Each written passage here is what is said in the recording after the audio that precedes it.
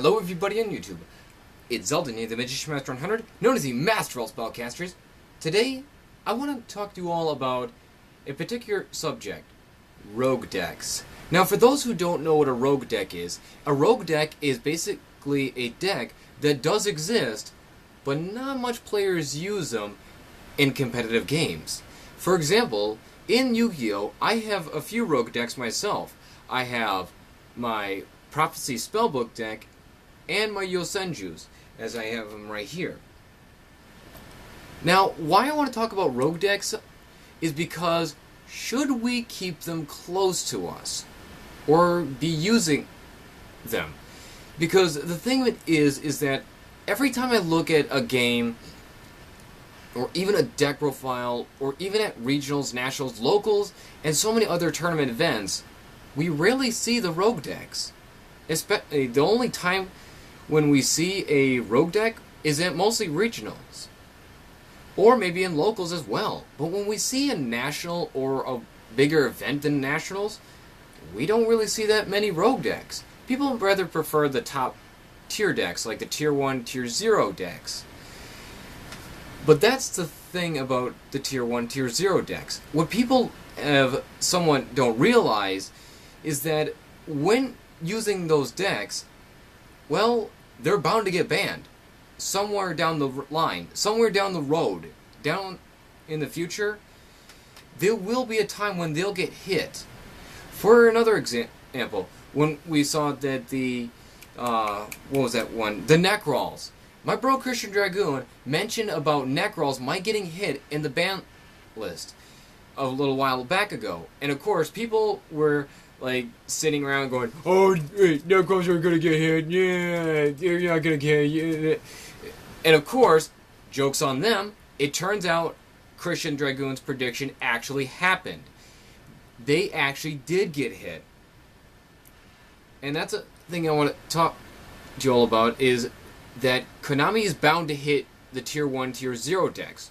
Once they make their money's worth, then after that, they're not gonna care if you're upset or sad about you losing your not rogue deck, you using your losing your deck. They don't care, because all they care about is the money they get from you purchasing the cards from either packs or online, from either eBay, Amazon, or anywhere else.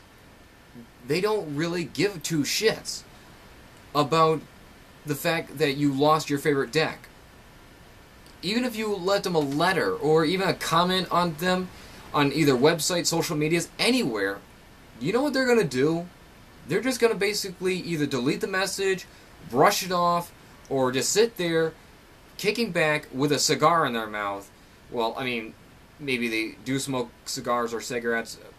Well, if they do smoke cigarettes or cigars, they're going to probably just sit there and after that count your money, your 10s, your 20s, your 5s, your 100s, a lot of your money that you put towards your deck. Now, this is a little small tip I want to mention to you all.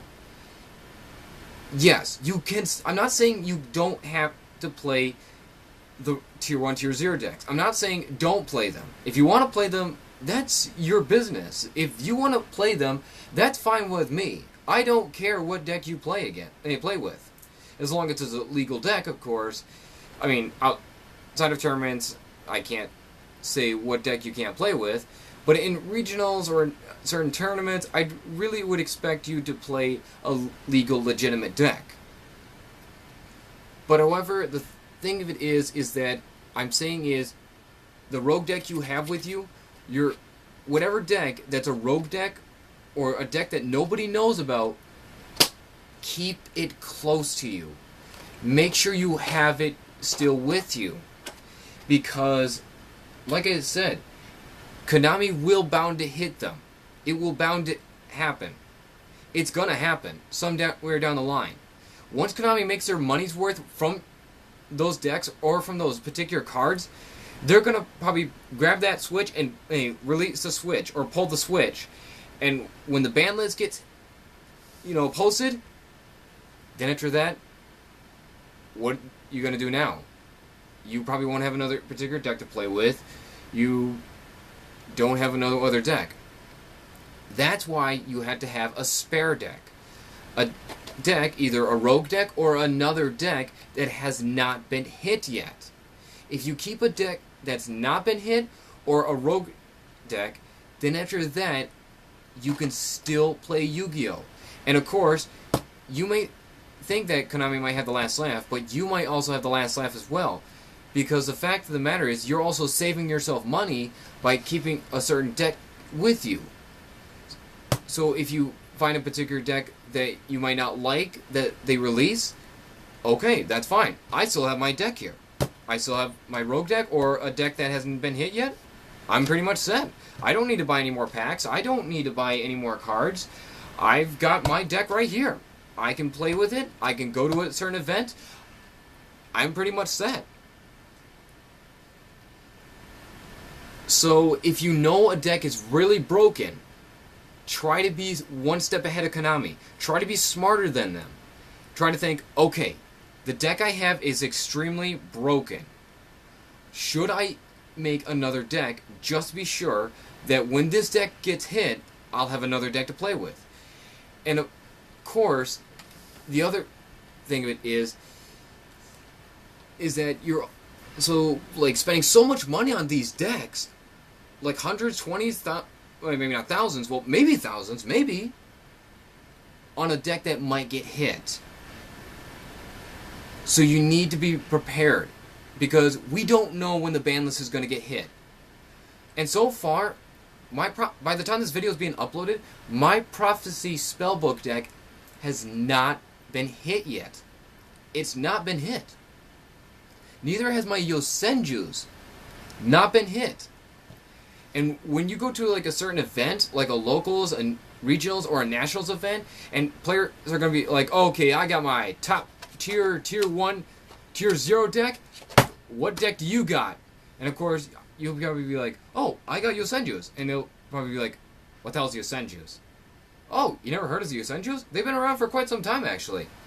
And then, after that, when players don't know what Yosenju's are all about, they won't have anything to side deck against them, nor anything against Prophecy Spellbooks.